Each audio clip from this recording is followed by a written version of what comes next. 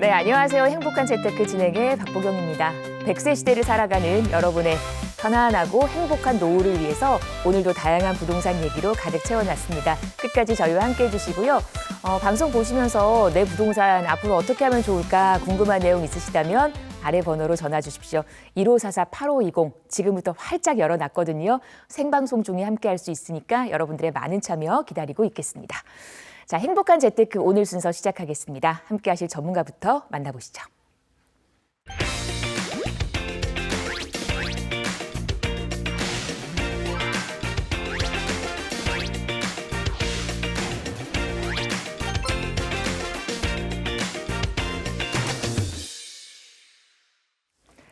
네, 저희 오늘은요 이동주 전문가와 함께하겠습니다. 어서 오십시오.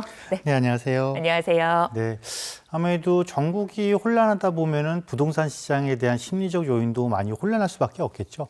하지만 여러분들의 이런 혼란한 심리적 요인을 저희 행복한 재테크가 말끔히 해결시켜 드릴 테니까요. 지금부터 1시간 동안 집중해 주시길 바라겠습니다. 네, 여러분 집중해 주십시오. 저희가 다양한 얘기 풀어 드릴 겁니다.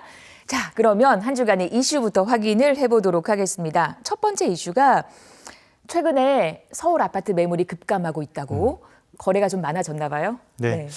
매물이 일단 줄어든다는 게 굉장한 이슈죠. 네. 한번 이렇게 보시겠습니다. 네.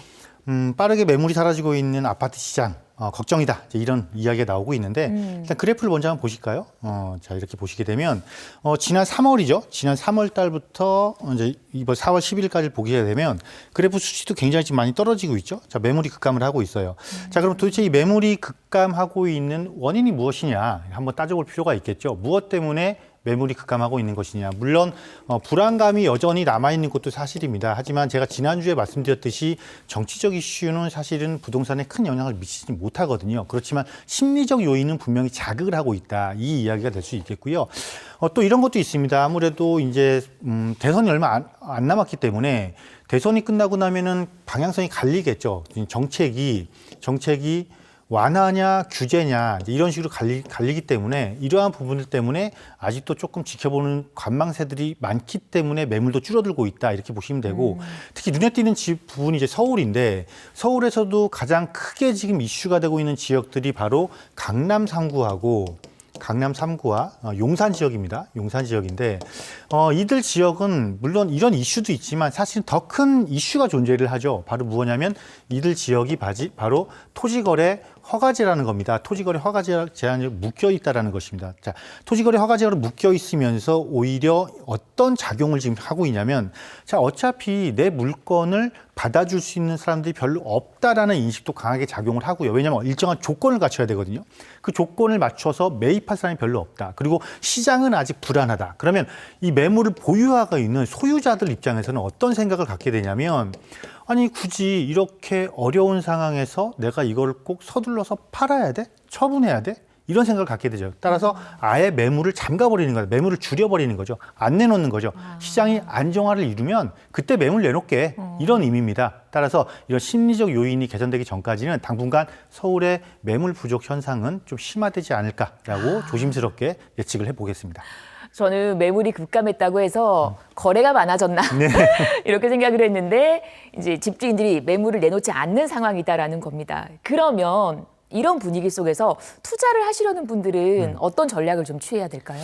자, 이렇게 한번 보시면 돼요. 우리가 앞서 제가 심리라는 말씀을 드렸잖아요. 네.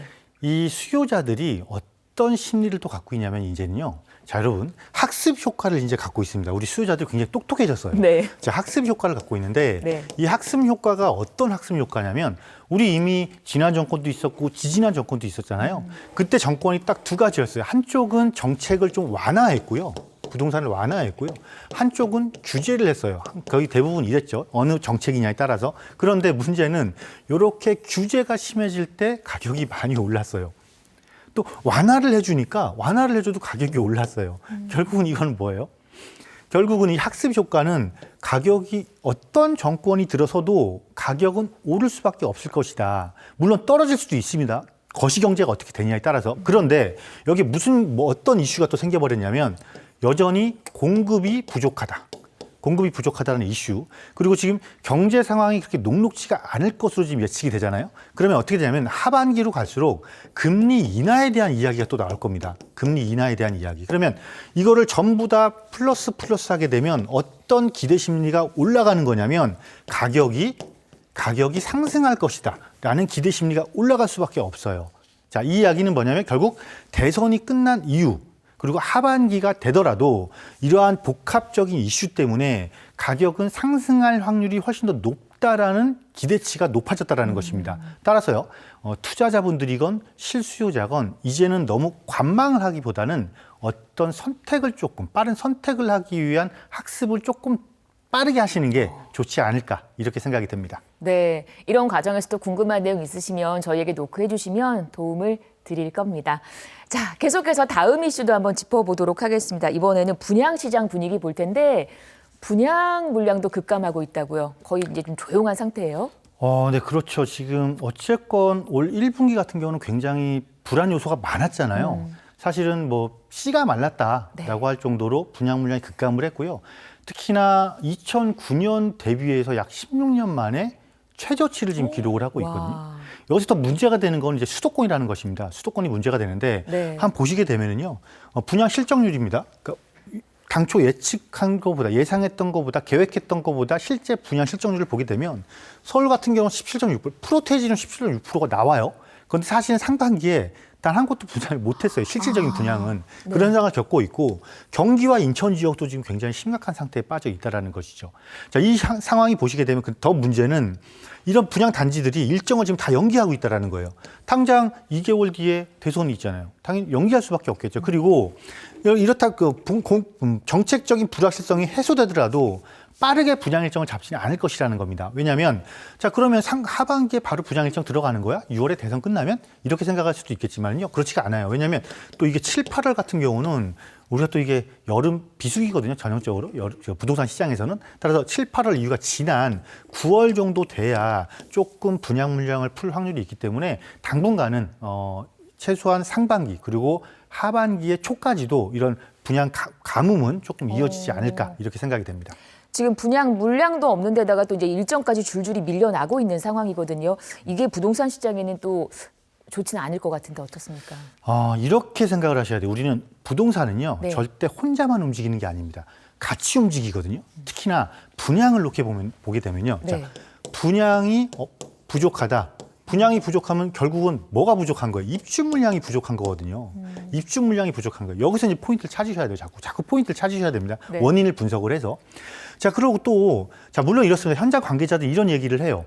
아니, 이제 3분기에 분양 물량 늘어날 거예요. 많이 계획하고 있어요. 이렇게 얘기를 하고 있습니다. 하지만 문제는 뭐냐면, 자, 분양을 한다라고 해서 공급 물량이 갑자기 늘어납니까? 이거 아니거든요. 왜냐하면 시차가 존재를 해요. 네. 우리나라는 특히 선분양을 하잖아요. 아파트 선분양을 하잖아요. 그러니까 착공하면서 분양을 한단 말이에요. 그러면 한 그러니까 입주 때까지 한 3년 정도의 시간이 걸려요. 그럼 이 공백이 생기는 거예요. 이 공백이 생기면 어떤 상황이 시장에서는 발생을 하냐면 신규 입주 아파트가 없다 보니까 대번에 뭐부터 올라가냐면 임대가가 또 올라가기 시작해요. 임대가가 올라가기 시작합니다. 임대가가 올라가기 시작하면 막상 이 공급 물량이 입주할 시기에 매매가가 임대가 상승을 위해서 올라가는 효과를 또 걷어버리게 돼요. 결국은 전체적으로 분양 물량 부족은 최종적으로 입주 물량 부족에 연관이 있고 입주 물량이 부족하다라는 거는 실제적으로 입주량이 늘어날 때까지는 가격은 꾸준하게 상승할 수밖에 없다. 이런 효과를 받을 것이고요. 특히 서울 같은 경우는 굉장히 심각한 상태입니다. 지금 서울 같은 경우는요. 앞서도 제가 분양 물량 굉장히 부족하다라고 얘기했지만요. 사실은 입주 물량이요 갈수록 줄어들고 있어요. 전년 대비 상반기만 비교를 했을 때는요. 바로 작년 대비해서도 4분의 1의 입주 물량이 줄었고요. 앞으로 이 입주 물량 부족한 게 3년 동안 꾸준하게 지속이 될 겁니다. 서울은. 이 이야기는 실질적으로 서울 부동산 시장이 어떠한 정책이 반영이 되더라도 기본적으로 지금 집값 자체가 오를 수밖에 없는 구도를 갖추고 있다는 안타까운 현실이 발생을 하는 거죠. 이 이야기는 뭐냐면 우리 실수요자분, 특히나 실수요자분 조금 관심을 가지셔야 됩니다. 이제는 너무나 관망하지 마시고요. 그리고 청약 시장에만 너무 목을 매지 마세요. 지금 내가 할 수 있는 방법이 무엇이냐. 지금 내가 내 집 마련할 수 있는 방법과 어떠한 이 방법을 구사함으로써 어떠한 효과를 얻을 수 있는 것이냐, 이러한 빠른 선택이 조금 적극적으로 필요하지 않을까 이렇게 생각이 들고요. 여러분 그런 고민이 좀 필요하실 때 걱정되시고 잘 모르시겠으면 저희를 많이 이용해 주시기 바라겠습니다. 네. 그 집의 가치, 가격은 계속해서 오를 것이다라는 그런 얘기로 이슈 마무리를 짓도록 하겠습니다. 방송에서 언급된 부동산 관련 설명은 전문가 개인의 의견입니다. 투자하실 때는 나의 성향 잘 파악하시고 성공적인 투자하시기를 응원하겠습니다.